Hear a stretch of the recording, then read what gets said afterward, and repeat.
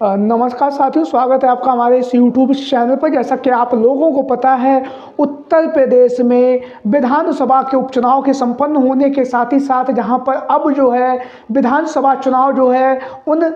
Samajwadi party के गद्दार विधायकों की विधानसभा सीट को लेकर विधानसभा उपचुनाव की जो गर्माहट है वो काफ़ी तेज़ी के साथ चल रही है। जिन्होंने राज्यसभा के चुनाव में समाजवादी पार्टी के राष्ट्रीय अध्यक्ष अखिलेश यादव जी के साथ में गद्दारी की और गद्दारी करने के साथ ही साथ भारतीय जनता पार्टी के जो प्रत्याशी थे राज्यसभा के चुनाव में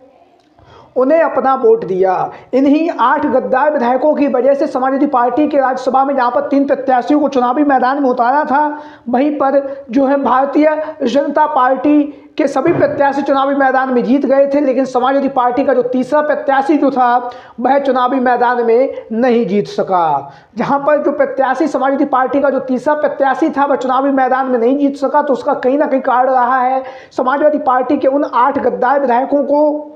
जो अखिलेश यादव जी के काफ़ी करीबी माने जाते रहे हैं, चाहे अभय सिंह हो, चाहे राकेश प्रताप सिंह हो, या राकेश पांडे हो, या विनोद चतुर्वेदी हो,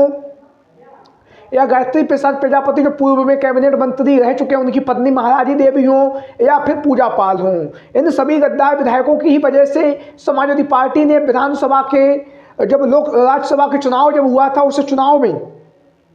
जो है भारतीय जनता पार्टी के प्रत्याशी को वोट देकर समाजवादी पार्टी के तीसरे प्रत्याशी को जीतने नहीं दिया था। वहीं पर हम आपको बताते चले, लोकसभा के चुनाव में भी इन गद्दार विधायकों ने भारतीय जनता पार्टी के लिए प्रचार प्रसार भी किया, वोट भी मांगे, लेकिन फिर भी भारतीय जनता पार्टी के प्रत्याशियों को अपनी अपनी विधानसभा सीट से भी जीत दर्ज नहीं करा सके। तो आज हम बात करेंगे ऐसे ही 8 गद्दार विधायकों में से एक जो विधायक हैं जिन्हें आप लोग जानते ही हैं, राकेश प्रताप सिंह। अमेठी की लोकसभा सीट की जो गौरीगंज की जो विधानसभा सीट है वहाँ से वर्तमान समय में विधायक हैं, और विधायक होने के साथ साथ 3 बार लगातार विधायक रह चुके हैं, 2012 में, 2017 में और 2022 में भी। लगातार समाजवादी पार्टी ने चुनावी मैदान में उतारा और यह तीनों बार यहाँ से जीतकर जो है विधानसभा पहुँची हैं। जहाँ पर 2017 के चुनाव में, 2012 के चुनाव में इन्होंने प्रचंड बहुमत से जीत दर्ज की थी, वहीं पर 2022 के विधानसभा के चुनाव में भी लगभग 6 से 7 हज़ार के बीच के ही कुछ वोटों से चुनावी मैदान में जीत दर्ज कर विधानसभा पहुँचे। लेकिन अब जो है इनकी जो सदस्यता है उस पर खतरा मंडरा रहा है, और खतरा मंडराए जाने का कारण जो है वो कहीं ना कहीं इनके द्वारा जिस तरह से भारतीय जनता पार्टी के पक्ष में बातें कही जा रही हैं, लगातार अखिलेश यादव पर हमला बोल रहे हैं, अखिलेश यादव को लेकर लगातार तीखी प्रतिक्रिया कर रहे हैं। वहीं पर जो गौरीगंज की विधानसभा सीट है वहाँ पर विधानसभा के उपचुनाव के लिए जो है अखिलेश यादव अभी से चुनावी मैदान में तैयारियों में जुटे हुए हैं। अगर अखिलेश यादव यहाँ से विधानसभा चुनाव 2027 में होगा, अगर उपचुनाव नहीं हुआ है तो विधानसभा चुनाव 2027 के लिए अखिलेश यादव जहां पर जमीनी स्तर पर नेताओं की खोज कर रहे हैं जो गौरीगंज की विधानसभा सीट से जीत दर्ज कर सके। वहीं पर हम आपको बताते चलें, अब है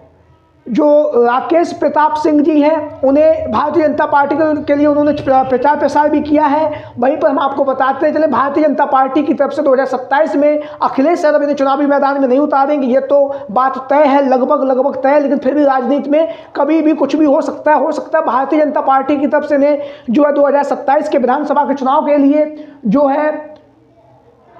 गौरीगंज की विधानसभा सीट से ने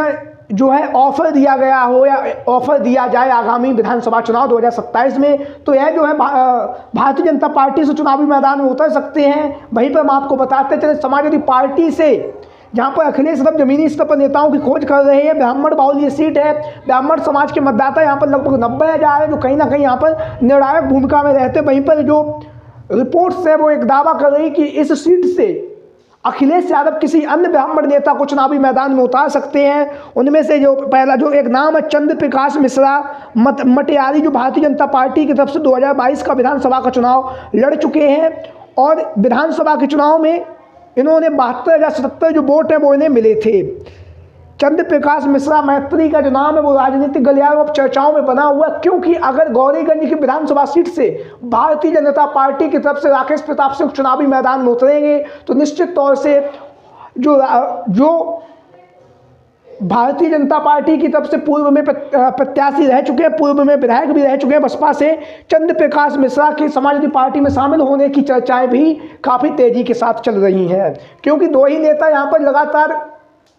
जमीनी स्तर पर रहे हैं और ब्राह्मण समाज का जो वोटर्स है वो अधिक संख्या में। तो ऐसी स्थिति में अगर भारतीय जनता पार्टी की तरफ से राकेश प्रताप सिंह चुनावी मैदान में उतरेंगे तो फिर अखिलेश यादव जी जो है समाजवादी पार्टी में, अगर जो चंद्र प्रकाश मिश्रा जो है वो अगर समाजवादी पार्टी में शामिल होते हैं तो फिर गौरीगंज की विधानसभा सीट से चंद्र प्रकाश मिश्रा ही चुनावी मैदान में उतरेंगे, क्योंकि ब्राह्मण बाहुल्य सीट है। लगातार यहाँ पर का जो मतदाता है वो लगातार कहीं ना कहीं पीढ़ी बाहुल्य भी ये सीट है, ब्राह्मण समाज के लोग भी यहाँ पर। अगर यहाँ के जाति समीकरण की बात करें तो ब्राह्मण 90,600 है, अनुसूचित जाति 48,500 है, क्षत्रिय 46,000 है, यादव 35,000 है, पिछड़ा वर्ग 51,000 है, मुस्लिम 35,000 है, वैश्य 22,000 है, कायस्थ 12,000 है, अन्य जो है वो 6,000 है। तो कहीं ना कहीं जो ये सीट है यहाँ का जो पीढ़ी बाहुल्य सीट है, पीढ़ी बाहुल्य सीट होने के साथ साथ ब्राह्मण समाज का जो वोटर्स है वो यहाँ पर अच्छी खासी तादाद में है। तो ऐसी स्थिति में चंद्र प्रकाश मिश्रा के भी चुनावी मैदान में उतरने की चर्चाएं अभी से ही चलने लगी हैं, क्योंकि विधानसभा के चुनाव में महज अब 2 साल से भी कम का समय शेष बचा हुआ है। अखिलेश यादव लगातार जमीनी स्तर पर कार्य कर रहे हैं। हर एक परिस्थिति में अखिलेश यादव जो है प्रत्याशियों को चुनावी मैदान में उतारने के लिए लगातार जो है मेहनत कर रहे हैं। आप लोगों की क्या राय है गौरीगंज की विधानसभा सीट को लेकर? सभी साथी कमेंट बॉक्स में अपनी राय जरूर दें। आज की वीडियो में इतना ही। जय हिंद, जय भारत।